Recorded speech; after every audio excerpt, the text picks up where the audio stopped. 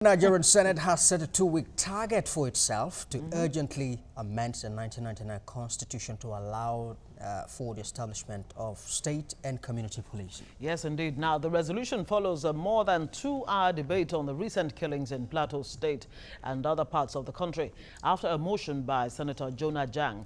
The Senate had resumed plenary on Tuesday after close to a month's recess. Well, our National Assembly correspondent Somna Sambo reports. Senators, upon resumption from their recess, immediately went into a closed-door session, after which they emerged to begin debate on the killings and other issues.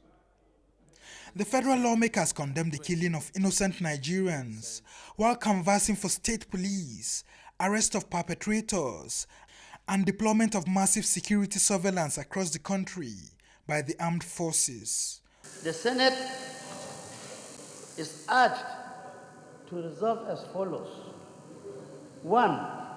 Condemn the terror attacks, mass killings, displacement of the people, and occupation of their ancestral homes and farmlands. Over 10,000 people are killed in Zamfara State. Zamfara State is about 99.9 Muslims. So naturally, it is Muslims that are going to be killed. Why is not everybody making case about that one? This is a grand agenda by you people that want state police, and you are... Mr. President, I want protection. Plateau is just a tip of the iceberg of many still to come. So for us as a National Assembly, what we should do now, without no further delay, is to just ensure the Constitution is amended to accommodate state policing and local policing. As an immediate means of curbing killings across Nigeria, the Senate took crucial decisions to amend the 1999 Constitution in 2 weeks' time to allow for the creation of state and community policing. It also resolved to fast-track in 2 weeks pending bills on police reforms and that of National Truth and Reconciliation Commission to ensure peaceful dialogue among communities, ethnicities, and religious groups. The Senate should direct its Constitutional Review Committee to immediately bring forward an amendment to the Constitution as regards to creation of state and community police. Those in favor say aye. Those against say nay. The ayes have it. The Senate also resolved that henceforth, military officers, police commanders, and community leaders in any locality attacked by militias across Nigeria will be held responsible when such attacks happen without much intervention by them. Some of the federal lawmakers describe the central policing system in Nigeria at the moment as a colossal failure. They now want a return of the National Guard, a quasi-military kind of structure earlier set up by the government of former military president, General Ibrahim Babangida. Somna Sambo, TVC News, Abuja. All right. State policing. Yeah. Well, as we To be mentioned or not to be. yeah, absolutely. It's starting to gather momentum at the moment. But let's bring in Dr. Dana Carey of the Philosophy Department, UNILAG, to help us put all of this in bird's eye view. Thank you very much indeed for coming. Thank you. All right. Well, as we mentioned earlier, people are beginning to key into this idea of state policing, that even Vice President Yemi Osinbajo came to Lagos here to say, look, it does appear there is no other way to go other than the way of state policing and community policing. Well, truly, I think we've got to a point where, having examined all the issues, the idea of state policing, community policing has become very ripe. You know, over the years, the argument has been on, and I'm sure that when Jang was a governor, he didn't really see it as a serious issue. But now he has come to the realization that, look, we really need this. And, but again, let's look at the pros and cons. What do we lose from having state police? What do we lose? Because in the first instance, it's going to create employment because you are going to recruit people. And secondly, one of the advantages of having a state police is that you are going to recruit people from your state, and every state will do the same. And these are people who, to a large extent, will be familiar with the terrain. Secondly, might speak the language. In most cases, they should speak the language of the community. Then again, there is usually this bond. As a matter of fact, a lot of Nigerians see themselves first as either Yoruba, Isoko, Urobo, Edo, Hausa, and the rest, before seeing themselves as Nigerians. So that allegiance, the ethnic alignment. Yes, that allegiance is going to be there. You are going to find a situation where people will seem to have more commitment to protecting their states, than that of, the country now. So to that extent, you are going to find some level of effectiveness in policing the nooks and crannies of the place. And again, in the course of communication, because part of the challenges we are having with the system is that you post people, from a totally different area. It actually speaks to one of the points raised by the senators that, this whole idea of cross-posting police officers and all of that, it's actually counterproductive. Just to buttress yes, the exactly. point you're because making. Now, as somebody from Delta State, the truth is that my commitment to the state is going to be very high compared to every other sector. So to that extent, I want to do the best, and it's an area I'm familiar with. Then again, in the course of because sometimes some of these crimes are actually planned in open places without the police knowing, because in some cases you don't understand what they are saying. If you bring an Hausa man, for instance, to my community, he doesn't understand a word of your language, right? And he will be laughing with us. Yeah.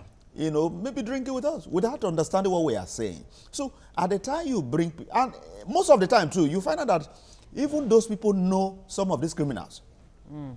I mean, the people within the whole. At the time you are given the authority as a law enforcement officer, the chances are that you are going to curb so many of those, incidences. But what about the fears being expressed by some other people who, are against this idea of state policing? That the tendency is that governors could actually abuse it. Are those fears I don't see tenable? that argument as being tenable. Okay, the governors are from the kingdom of darkness and the president is from heaven or something. So who does not have the capacity to abuse?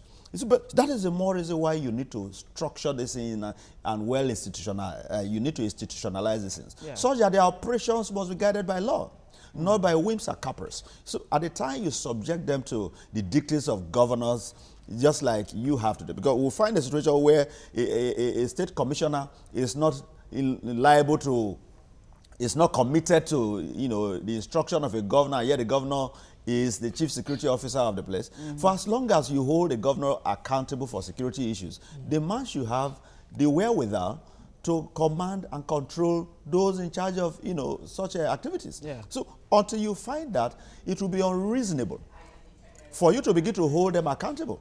And that is why today the governors cannot really take charge, because they don't have the means of enforcing whatever. Look at the Benue issue. A law was passed, and at the end of the day, you are depending on somebody who does not even believe in the law. That, of course, is the anti-grazing law. That so you find those kind of challenges. But again, another challenge that opponents of this idea have put on the table is the idea of funding. Now, look, some of the states do not have the capacity to even pay salaries if they don't go cap in hands to the middle to get money. Yes. So if state police are created, then how do you manage that challenge? Yes. You see, it doesn't just... Is that a genuine challenge in the first place? I don't see that as a major challenge, But it is a challenge. It is. Now, why I don't see it as a major challenge is that you don't just create state police alone. You see, the idea of state police means that we are going to operate a federal system. At the moment, we are not fully operating a federal system, because I've never seen a federal system where states go to the federal to go and share money. I've not read about it anywhere. When it should be the other way. Yes, it's the states that should actually, contribute pay taxes. to the middle. They fund the federal. They are the ones who determine the life of the federal. Not the federal sharing and giving them money as if you are sharing money to children. All right? So when you create this enabling environment to have state police, you should equally create the structures that will make the states to be able to fund their activities, such that every state should begin to take charge as a state that is autonomous to a level. Which takes us back to the issue of restructuring of the country. Indeed. Each allowing time the regions to take charge. Not regions. We no longer have regions. Let the states. The states themselves. Yeah, the states should take charge. Let every state, manage its resources and pay taxes to the central, such that whatever activity, in the same vein too, that could have as well trickled down to even the issue of local governments. Because a situation whereby from somewhere at the center you create local governments for a state, and meanwhile maybe the state does not even need all those local governments, or in some cases they need more than that, and they need to go through some hurdles at the national level to create, and you find this issue of, all manner of challenges of, okay, if we give them this, what about this other side? So you must create everything in line, such that we have states that can determine how many local governments they intend to have and fund their local governments. So since it now seems that the idea of state policing and community policing has come to stay, let's hope it does. Hopefully, yeah. If the Senate, has its way, then another challenge comes up. Yes. The issue of adequate training for the police officers. One of the senators actually said that a knowledge-driven, not even a senator, former IG of Police Solomon Arase, said that a knowledge-driven policing system is the way to go. Indeed. And without that, not much can be achieved, whether you have a state police or not. So how do we begin to ensure that what is obtainable in saner climes, to a very large extent, we can begin to apply to the Nigerian situation? Yeah, indeed, we'll be able to do that if we put all the structures right. And that will equally mean that even the police college, facilities have to be beefed up. Yeah. You need to equip that place, because at the end of the day, it's going to be, overstretched. The institution itself will be overstretched, because I don't think that the states will just start with creating, institutions that will train their own police. They are likely going to use those facilities. So you need to establish and expand, the facilities there in order to be able to accommodate this. And that should we continue to operate this barrack system where police are more or less, they are cocooned into their limited into their own world? They don't mix. They don't live with normal, regular people like you and I, like it obtains in other parts of the world. Yes, and that's part of the problem as well, because when they are secluded, though there is a philosophy behind that, there's a reason for that. But you see, that equally secludes them from some of the happenings around. Because if they mingle with the people, live among the people, they understand, the plight of the people the more. And in some cases, some of these activities, they'll be able to nip them in the bud, because they will have information in a more informal way, because a situation whereby you need to go to the barracks, go through some of those their protocols in order to pass information, that war will be averted. So you find just this informal interaction, and people will begin to gather information, because intelligence gathering is very critical. And have confidence too to actually give information. Indeed, you'll be able to handle some of those. Dr. Dan Ekere, we'll have to leave it there. Thank you very much for joining us this morning. The debate over state police, to be or not to be, of course, definitely continues. And who knows, in a matter of time, that may just be a reality in Nigeria.